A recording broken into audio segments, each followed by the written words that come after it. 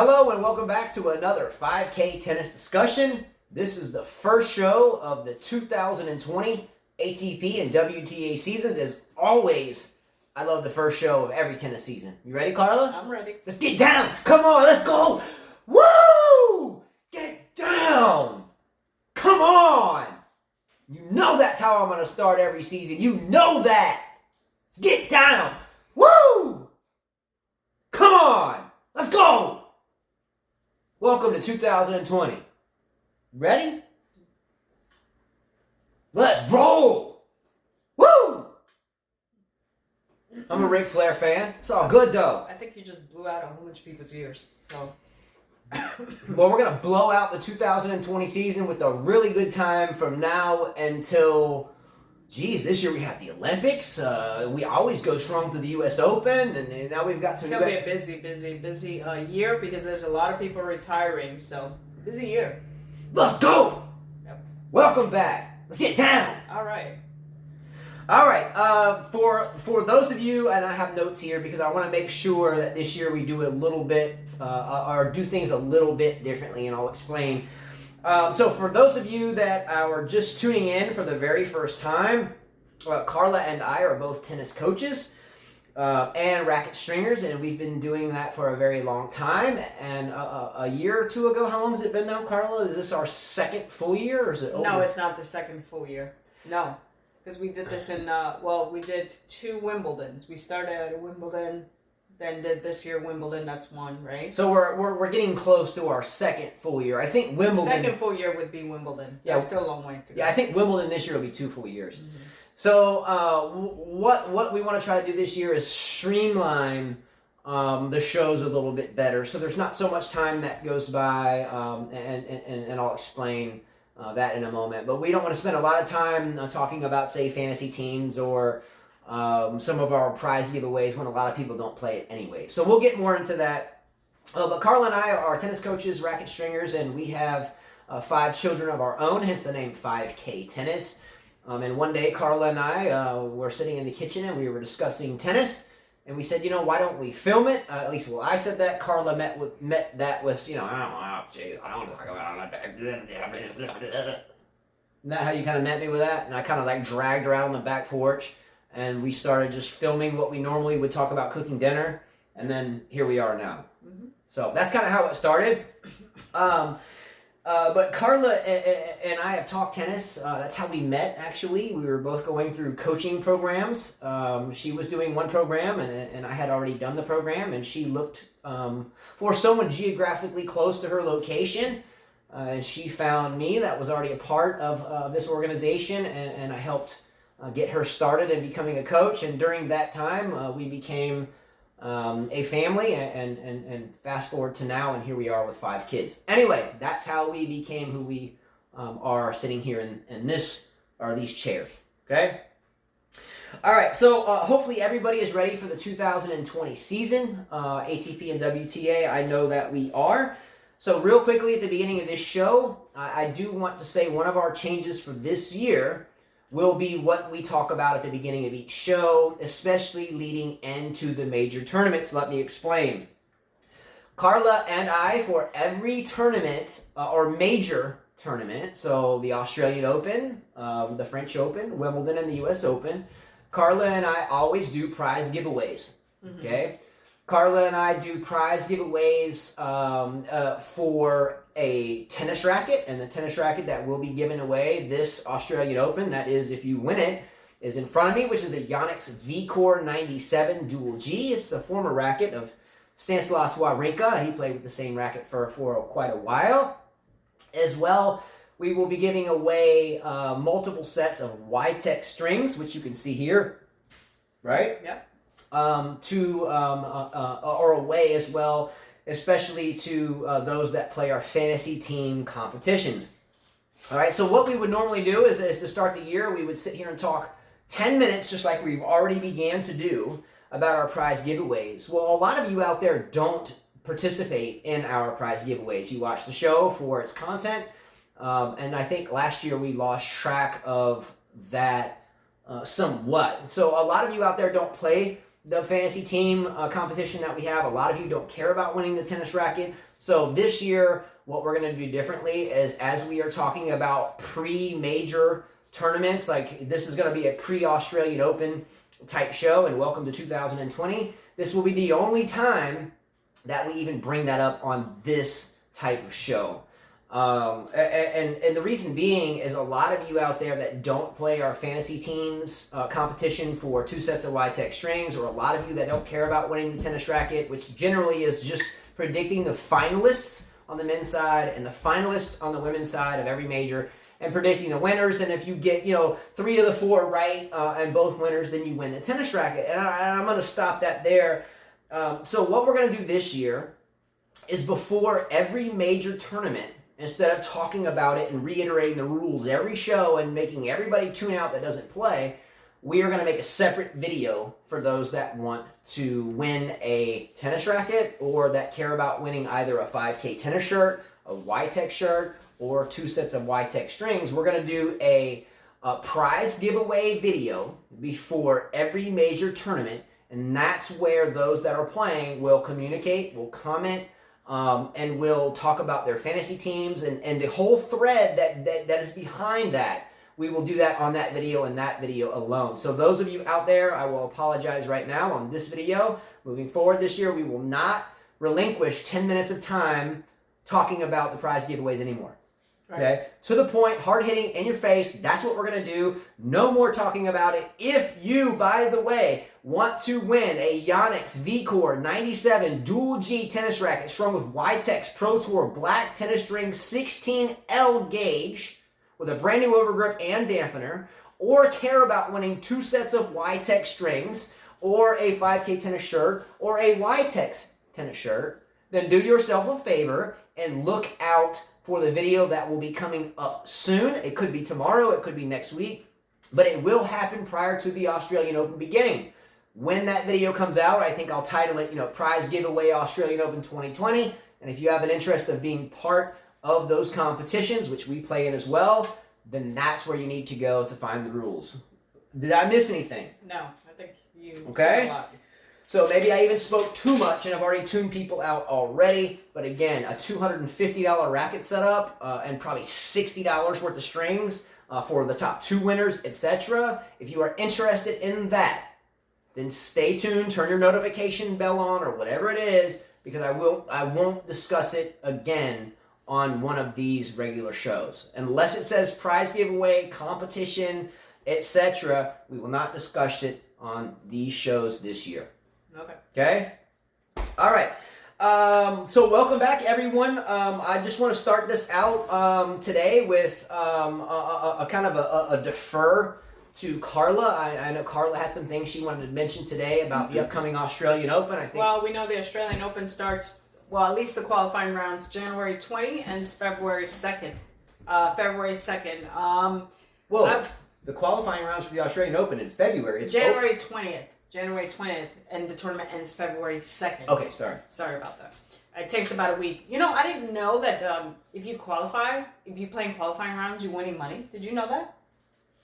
Well, I've always known there's been some money to be made in the qualifying round, but I don't think it's too much. Well, I don't think it's enough to pay your coaches or your hotel bills. It's not bad. This year, the price it has increased by 13.6%. You mean the payout, not the price? The price, the whole price, money price for the whole tournament. Okay. Yeah, $71 million is the price this year for the Open, for the Australian Open. For qualifying, when you play round 1, if you win round 1, that's $20,000 you make. That's a chunk. If you win qualies... just the first qualifying round is $20,000. All right, so if you win your first quali match, you win $20,000. Surely there's taxes coming out of that. Wherever you live and go back to, you're paying taxes on that. Hopefully it's not China, because they really do rape you there. Round 2 is $32,500. Round 3, and you qualify, is $50,000. Now that look, I mean that's pretty good. However, let's look at that real quick. So let's say hypothetically, let's just use us for it. Let's say you and I travel to Australia. That's tomorrow. Which would be expensive. Plane tickets round trip probably what, $5,000, $4,000? Probably. How long is the flight? Like 24 hours. Yeah. So how many nights at a hotel do you have to spend between there and if you're winning? Well, you're probably paying. Well, let's just stick at the qualies. Let's just say Carla, you made it to the qualies. Congratulations, you just qualified for the Australian Open. Let's go. Woo-hoo. Let's get down. Woo! Now, Miss Carla, you have to find an airfare to fly 5,000 miles away, clear across the Pacific Ocean, with maybe a stop at LAX from here, and then fly on over to Melbourne or wherever you can get the cheapest flight to. So now you're about maybe $2,000 to $3,000 in debt already. But hey, if you win your first round match in the qualies, that is, you win how much? 20 grand? Yeah. Okay, but now when you fly back to pay the piper Uncle Sam, your winnings, what are they going to take, about 50%? Yeah, so you're better Okay, off. so you're down to about 10 grand. So now you just won, okay, so you win 20, you just spent 10 on taxes, you're down to 10. You spent 2,500 on the plane ticket, you're down to 7,500. Hey, Carla, do coaches charge the free? Are coaches on the free? No coach is free. You're not coaching on the free, Carla? I'm never coaching for free. You sure you're not coaching on a free? I'm never coaching for free. All right, so Mr. Coach traveling around with you that might kneel down in front of you and go, yeah, you play good, yeah, stay positive, yeah. That dude's charging like 5,000 no matter what. Well, I don't know that you have that type of caliber of a coach because, I mean, let's be real. That type of coach is going, yeah. You're like in the top 10, top 20. So okay, so to get you're not really qualifying. You're already in the main draw. Okay, so you're telling me that in order to get a coach that kneels down in front of you as a women's player, where coaching on the sidelines is allowed, you're telling me that to get a coach that will come back with that Sasha Bajin hairstyle and that spray tan and that beautiful, look, that will give you that, stay positive. Yes, that's what I'm telling you. Yeah, you're telling me that they cost around $5,000? That's what I'm telling you. For how long? Like 5 minutes? That's what I'm telling you, yes. All right. I don't think that most players that are playing in the qualies even have a coach. I doubt that. I doubt they even have a coach. Poll question. If you make it to the qualies, do you get a, stay positive, we'll kneel down in front of the camera in front of your face coach that will actually cry like Sabalenka's coach with, what's his name? What's Sabalenka's coach? That's like, they have like this weird relationship. Tursunov. Is it Tursunov? Yes, it's Tursunov. And who is the other one that's the women's coach that always, stay positive? Yeah. That's Svitolina's coach. Is that Svitolina's coach? Yeah. All right, so to get one of those type coaches, you will pay out the yin-yang. So do yourself a favor. Plan on getting past the qualies. Yeah. Well, if you lose in the first round, that's $90,000 you make. Okay. That's not bad, actually. Yeah, that's not bad. Now we're paying a few bills. Yeah, $90,000. $128,000 for second round. Pretty good. That's pretty steep. $180,000 for third. $300,000 for fourth round. Now remind you, $300,000. all of these numbers are divisible by the tax rate of your country. So look. If I'm winning the second round, in the United States would be what, half? Yeah, so if I win 180 G's and losing in or whatever round, and then I roll home, Uncle Sam's going to be like, you owe me half of that, bro, or you're going to jail. Yep. Well, this year, the champion takes $4 million they take. Holy shenanigans, $4 million. So let me tell you who, here's my prospects for this year's Australian Open. Runner-up makes $2 million. Okay, so on the men's side, you're going to have Novak Djokovic, Rafael Nadal. Pocket money. I don't think Roger Federer will be in the topic of discussion. So I think this year, you're going to have Djokovic that will win this tournament, in my opinion. I think Tsitsipas will be in the mix. I think Nadal might be in the mix. By the way, I did read that Rafael Nadal, for boy, let's go, was the first player in tennis history, correct me if I'm wrong here, the first player in tennis history to have been ranked number 1 in the world in 3 different decades. That's awesome. It's pretty incredible. Not even Djokovic has done that. Anyway. That's awesome. But anyways, besides the prize money, which is good, whoever wins the tournament, we already have a few withdrawals. Number 13 seed, Kei Nishikori, will not be playing the Australian Open due to elbow injury. So they're sticking in there James Duckworth. I think Duckworth's an Aussie, isn't he? Yes, he is. Too bad for him because I know his tennis career is coming to an end. He's unable to play at the ATP Cup that's also going on really soon on January 3rd. Let's be real. Would you, Carla, pick Kei Nishikori on your fantasy team this year? Never. So, I mean, I think we're... but it's good to know. I mean, some people do love Kei Nishikori. Another person that's not playing is Lucas Pouille. Which he did really good last year at the Australian Open, the only tournament he did good at. He's pulling out. They're putting Jared Donaldson in his stead. Andy Murray, another one who pulled out due to pelvic injury. I don't think we expected Andy Murray to do much anyways. Yeah, I hated to hear that. Again, there has been a kind of side avenue storyline brewing since the end of last season until now. Here comes Andy Murray. Here he comes back. First of all, again, I'm not a huge Andy Murray fan. However, since I had my knee injury, I do have a lot of sympathy, because I'm living this type of injury, actually a worse one at this point. But I really hoped he would come back simply to give me more motivation for me to come back. But he's out. And so it kind of hurts from the standpoint of the injured, because I know he wants to come back. But did you really have a lot of faith in that Murray would have gone? No, I mean, not this Australian Open, no. Okay, here's a poll question for everyone. Given that Andy Murray is Andy Murray, multiple-time Grand Slam champion, he was going to play the tournament without having to qualify because of who he is, a wild card, however it rolls down, because he would have sold tickets. We understand that. Well, who wouldn't? It's a great story. However, you mentioned the qualies earlier, and all these players winning this money for the prize money for the qualies.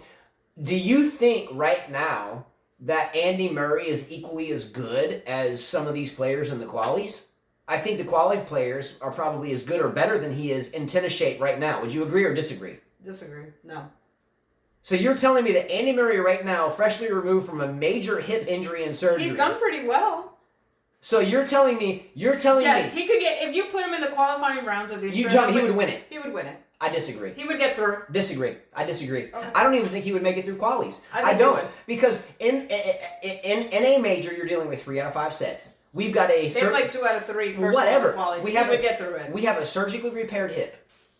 Okay, how many matches can you play until that hip becomes a limp or a gait or a something to worry about if it's not already? I would be willing to bet the house, literally, that if I had the entire field of those players coming through qualies. Now, lest we not forget that some players may have been in the top 100 or top 50 at some point in time that are stuck in the qualies. So let's just be real, right? So you probably have some big names in the qualies. Isn't Jerzy Janowicz coming back to tennis this year? Yeah, the Polish player Jerzy Janowicz that I had a chance to meet and string rackets for at the U.S. Open in 2007, that lost to Berankis. He lost to Berankis in the final of the junior tournament there. He's coming back. So are you telling me that a fresh returning Jerzy Janowicz, if you put him against Andy Murray right now, that you would bet the house that Andy Murray would beat him?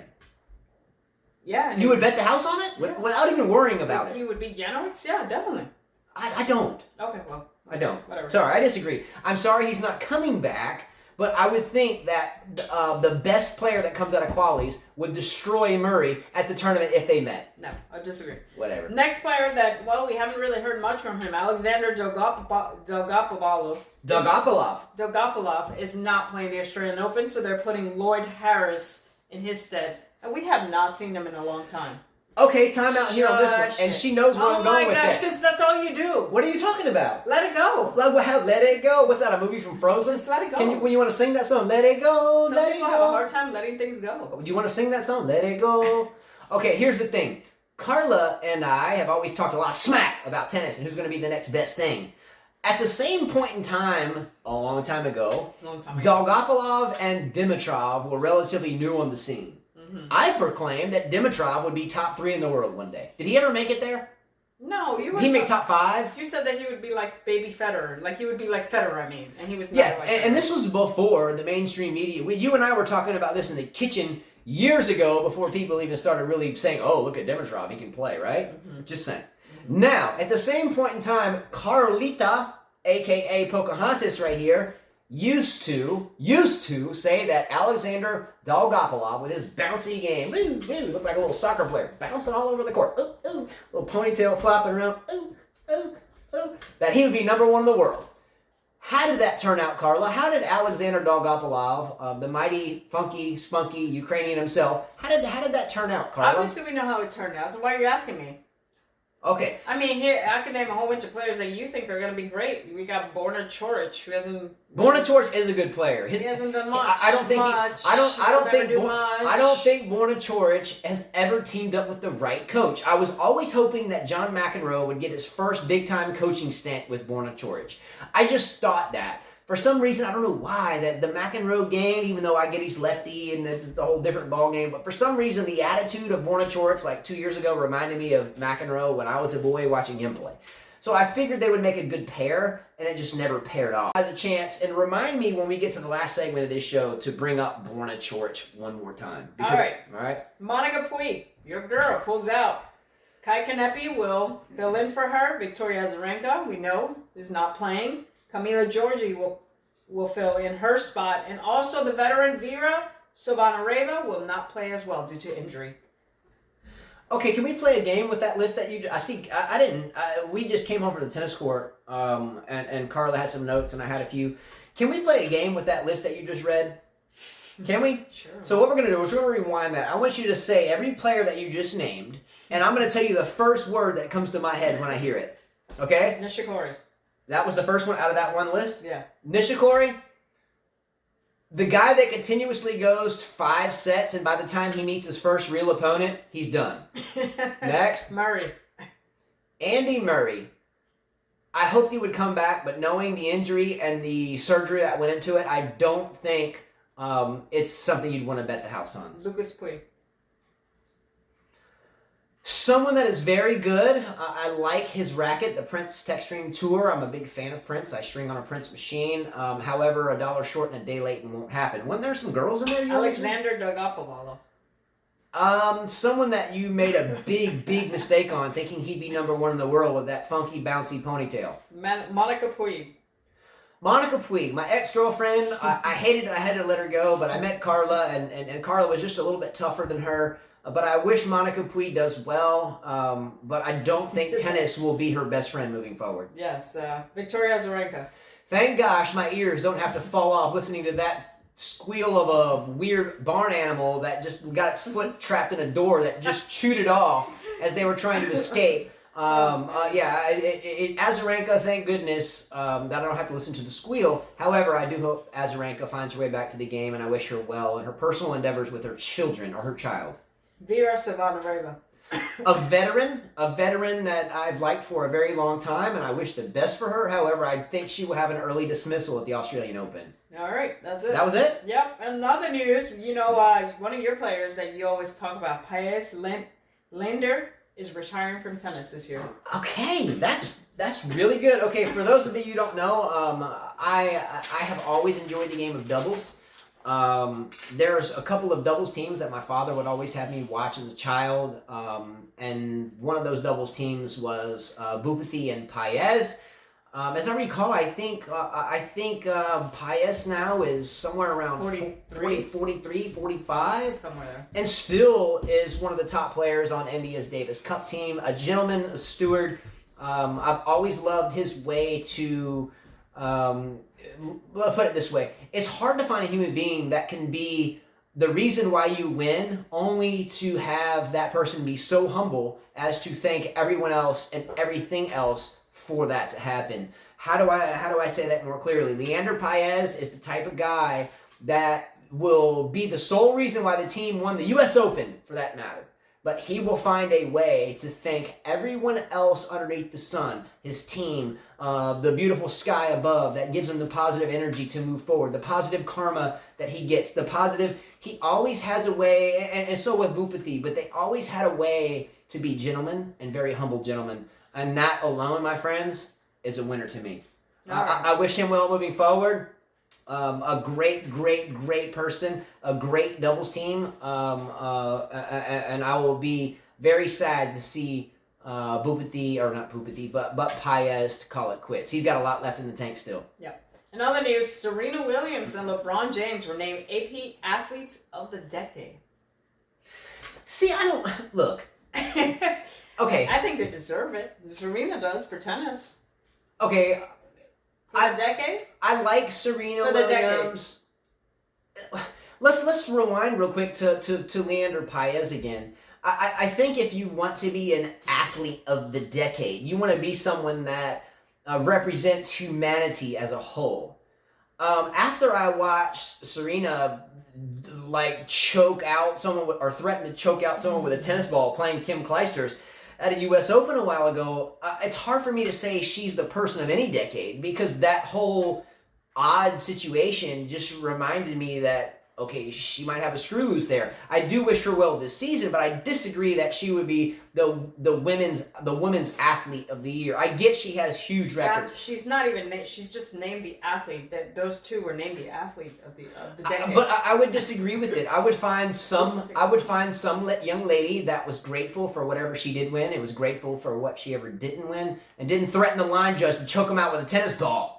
I get she's a grand champion, but how can you be the athlete of a decade when you're willing to threaten people's lives with a tennis ball? When people are put in a certain position, or they get angry. Oh, kind of like that dude that was griping at me today and didn't expect me to say something bad. People react bad. People react. That's how they react. Yeah, but I think on the world stage, the last thing you want to do is saying, "I'll choke you out with a tennis ball." Wasn't that how it went down? Something like that? I'll shove this tennis ball down your throat, which leads to asphyxiation and death.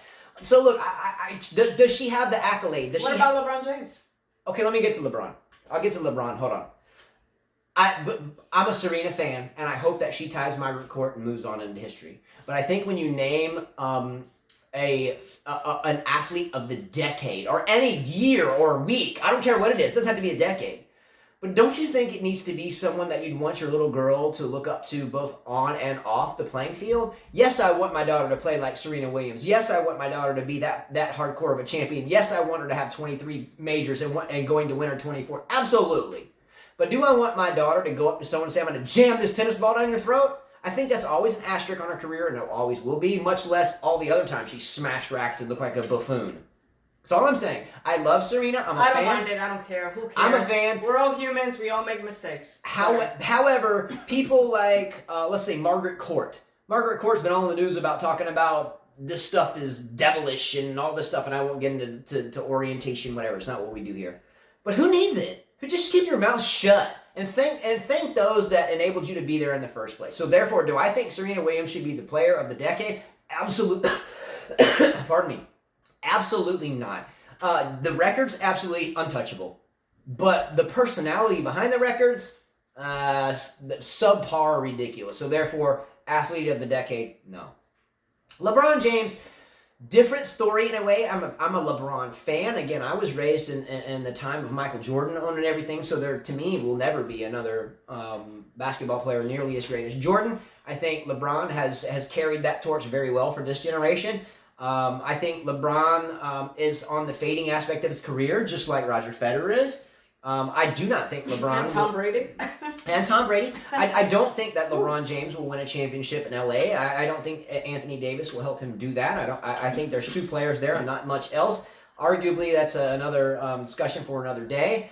I can see why LeBron James would get athlete of the decade. I also could see why Novak Djokovic could get the athlete of the decade. I also see why Rafael Nadal could get the athlete of the year. There are certain things that I think an athlete of any year or decade should do, and that's to be a gentleman or a lady and act that way. There are some times where LeBron James does get on the basketball court when his son's playing and then tries to steal the show and be, all up in the media and da-da-da-da. I don't think there's a good thing to that. I think that why do you want to step in other people's limelights? Whatever. I think there's a level of humility that an athlete needs. I think that I could have seen Novak Djokovic take that over LeBron James, only because I'm sure LeBron has been named this before. I think even though it's athlete of the decade, I think they name it every year because a different decade, 2009 to 2019 or 2008 to 2018. You get my drift? So they name one every year. No, I don't think this was for a decade, not year. Okay, well, whatever. Maybe I'm wrong there, but there's a lot. I think there's other players that are more deserving of that because I think sometimes as people we become selfish. We want it to be about us. When we see LeBron James, he wants the camera on him. He wants the camera on him. He deserves it. He deserves it. He has a reason I understand that. Yeah. I understand that. But however, I think sometimes it's best to award awards to those such as Leandro Paez, that are more humble and don't really care too much about themselves, and they want to help everybody around them. Serena, I disagree with. LeBron, I do agree with him getting that. He deserves it, but I think there's people more deserving of that. Okay, basketball is a team sport. Also, too, nothing wrong with that.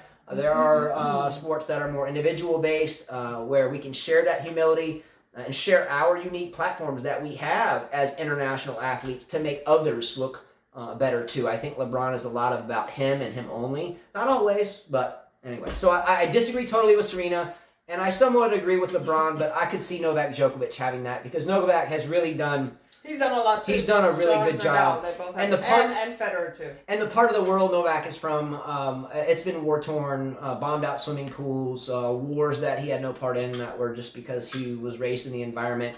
I would have voted for Novak Djokovic there. All right. That's it. For some fun news. You know how we new year, new style, new girl, new boy, whatever. I saw TM had new blonde tips on there. Oh. Yeah, they look cute. He had little blonde tips all around him. So Dominic Thiem, he Thiem, highlighted his hair, just something like that. so him and Benoit Pierre rolled up on the same set? Yeah, I think so. But what about Naomi Osaka with that silver hair? I didn't see that. I heard that Naomi Osaka was rolling into the Australian Open with silver hair. That's cool. Didn't Benoit, the beautiful beard fly collar himself, didn't he roll up to a major a couple years ago with the silver hair? So did Sangha. Oh yeah, Sangha rolled up with the silver hair. And blonde. Okay, so yeah. So Benoit Pierre has had silver hair before, didn't work. Flipped up the collar, didn't work. Grew out the big roughy beard, didn't work. Yep. Now Naomi Osaka's rolling in with the silver hair. Yeah, well. Shapovalov has a new haircut too. Loved it. It was like on the side, shaved up on the side. I think it was hip. It was him. It was young. More streamlined? More streamlined, yeah. Okay. It'll help his tennis out. And Dimitrov had a new slick hairstyle. It was slick. It was like he almost straightened out his hair. So maybe the headband. I was like, wait a minute, isn't his hair usually like kind of curly? But it was slick. Yeah, Dimitrov started busting out the headband not long ago. I was like, with the glasses, I saw him with the slick hair. I was like, that's a totally different man. Tell you what, Rico Suave. So Dimitrov, like TM, both busted out the headband last year. Yeah. You know, TM was a no-hat guy or a hat guy and then just rolled up on the set with a bandana. Dimitrov was more like the Calvin Klein underwear guy with the little fade, kind of like the short on the sides, tapered up with that kind of fade coming down. Then he rolled up with Sharapova, Serena cat fight, busting out the bandana a year later. So he's kind of on a roller coaster ride there. Yep. Besides that, we know we got the ATP Cup coming up, where you have actually a lot of countries competing in Brisbane, Perth, and Sydney. I know Nadal's playing it. Djokovic is playing it for sure. Karen Khachanov. You got Felix Auger-Aliassime, Denis Shapovalov team. A lot of good players are playing this tournament. Prize, $15 million. 750 ATP points in singles, 250 in doubles. I can name the countries, but there are a lot of countries that are playing this. Look, we haven't seen this inaugural ATP Cup. No one has. ATP Cup, that is. Hopefully it turns out okay. We know at the end of last year we ranted and raved about how the Davis Cup changed formats. We had the Hopman Cup that usually starts at this point in time. Which again, I think this has kind of jumped in its place. I know last year Serena and Federer were kind of heartfelt to see the Hopman Cup go.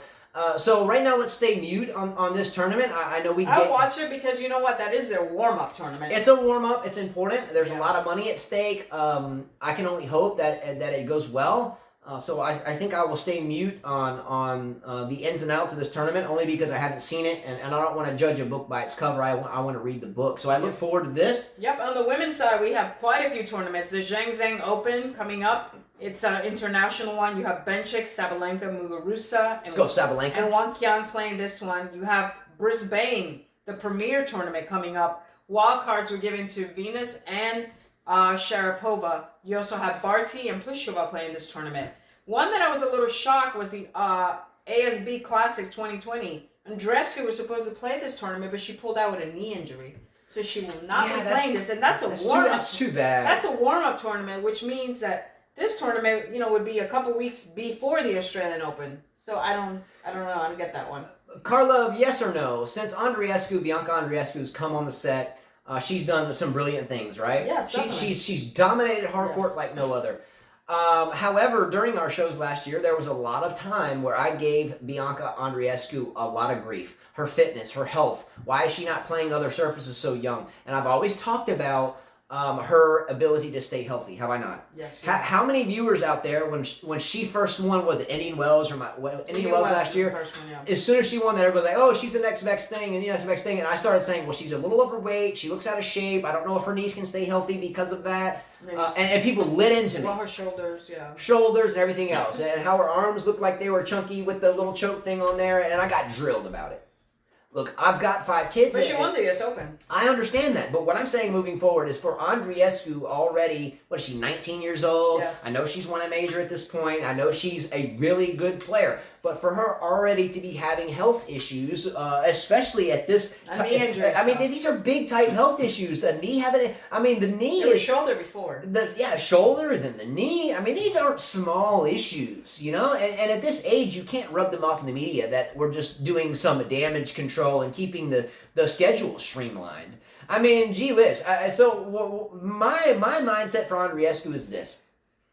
Can she stay healthy? I don't know if she can. And because of that asterisk, I don't know if she can ever be the best of the best. Maybe on one surface, we're going to withhold her from clay. She's not going to play much grass, but hey, we'll throw her on these hard courts. How great can you be that way? Furthermore, I don't know how much longer her body can hold up if these injuries are genuine. Yeah.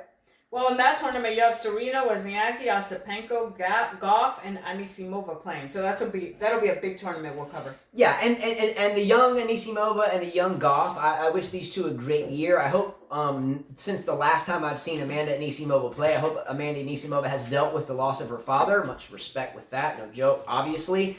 And I hope she's put a little bit of weight back on, because Anisimova looked very thin the last time I saw her play the latter part of the year last year on clay. Yeah. Coco Gauff, I think the sky's the limit for her. I do only hope that Coco Gauff's team, coaches, parents, whatever, can control the amount of time that she has on media platforms, interviews, etc. Because sometimes the young girls get wrapped up in the limelight and they don't know how to channel it onto the practice court. So I only hope that mom, dad, coaching team, whatever, I hope there is here's my tag, the asshole merit badge. I hope there's an asshole on her team that can say, look, stay away from the camera, at least when you don't have to be. I get you're a pro tennis player and you have to be, that's your job to be the pro, it's your job to be on camera, but keep it at bay. Don't stay up all night on Twitter and Instagram and worry about who's liking or disliking, because it doesn't matter. Just worry about your opponent and beating that opponent. Sometimes young girls are whisked away by rappers or singers or the new commercial they just got or the new swimsuit shoot or whatever.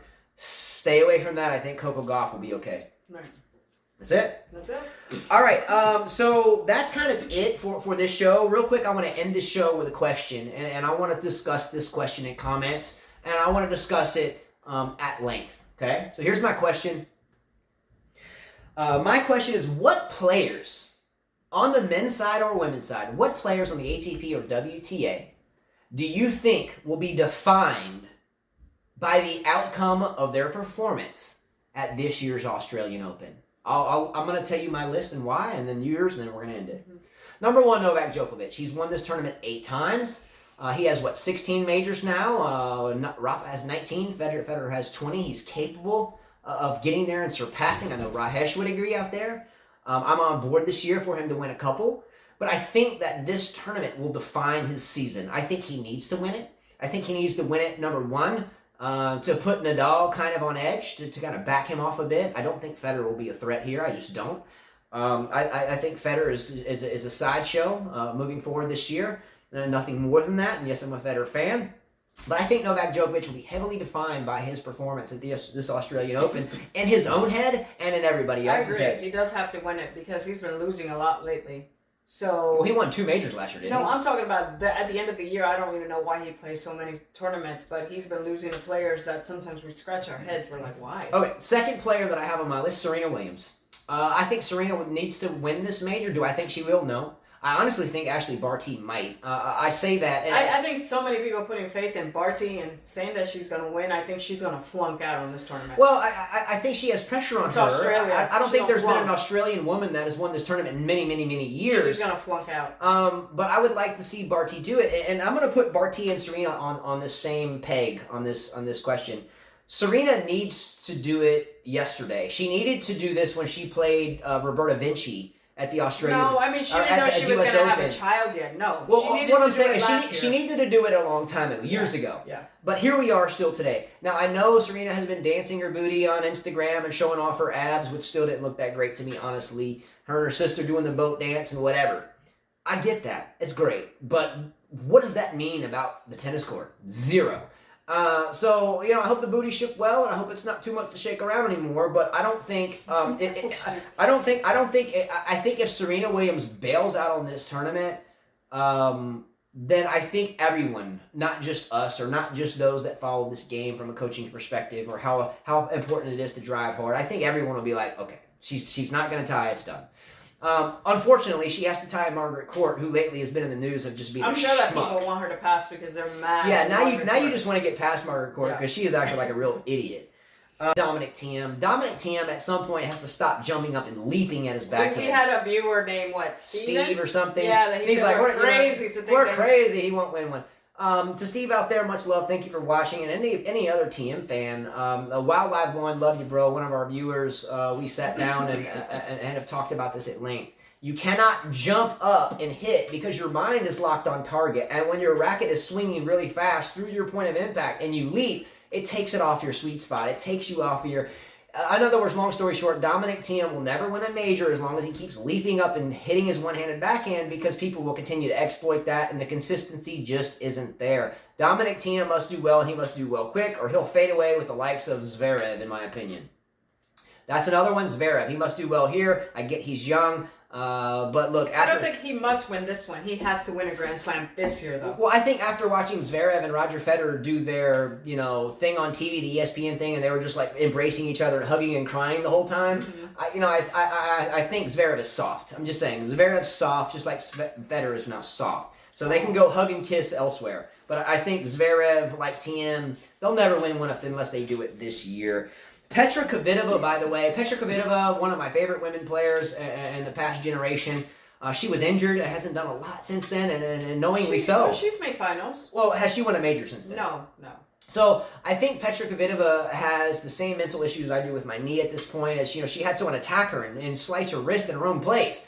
Gee whiz! I mean, it has to be crazy. But I think Petra Kvitova is one to watch this year. I think that if she doesn't put another major trophy in her box, I think it might be time for her to maybe step into coaching. Couldn't think of a better one.